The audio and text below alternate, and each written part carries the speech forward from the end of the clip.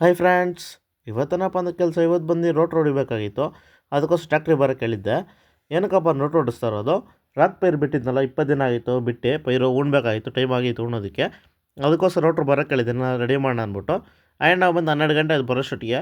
ಯಾಕಪ್ಪ ಅಂದ್ರೆ ಲೇಟು, ಬೆಳಗ್ಗೆ ತುಂಪುರುಗಳು ಉದುರ್ತಾನೆ ಇತ್ತು ಹಣ್ಣಿಗಳು, ಅದಕ್ಕೋಸ್ಕರ ಸ್ವಲ್ಪ ಲೇಟಾಗಿ ಬಂದರು. ಆ್ಯಂಡ್ ಬಂದು ನಾನು ಗಾಡಿ ಇಸ್ಕೊಂಡು ಹೊಡಿತಾ ಇದ್ದೆ, ರೋಟ್ ಹೊಡಿತಾ ಇದ್ದೆ ನಾನು ಕ್ಲಿನಿಕ್ಗೆ.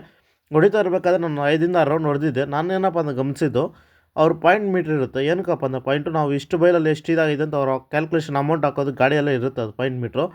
ಅದು ಬಂದು ಏನಾಗಿದೆ, ಸ್ಟ್ರಕ್ ಆಗಿದೆ. ಯಾಕಪ್ಪ ಅಂದ್ರೆ ಸ್ಟ್ರಕ್ ಆಗಿದ್ದು, ಮಳೆ ಬಿದ್ದಾಗ ನೀರು ಹೋಗಿ ಸ್ಟ್ರಕ್ ಆಗೋಗಿತ್ತು. ಅದಾದಮೇಲೆ ನನ್ನ ಗಾಡಿ ನಿಲ್ಲಿಸ್ಬಿಟ್ಟು ಅಣ್ಣಗೆ ಹೇಳ್ದೆ ಈ ಥರ ಇದಾಗಿದೆ ಅಂತ. ಅಣ್ಣ ಎಲ್ಲ ಕ್ಲೀನ್ ಚೆಕ್ ಮಾಡಿ ರೆಡಿ ಮಾಡಿದ್ರು. ಅನ್ನೋಷ್ಟೊಟ್ಟಿಗೆ ಅಪ್ಪ ಅನ್ನ ಬಂದು ಜೋಳ ಬೀಜ ಚೆಲ್ತಾ ಇದ್ದಾರೆ.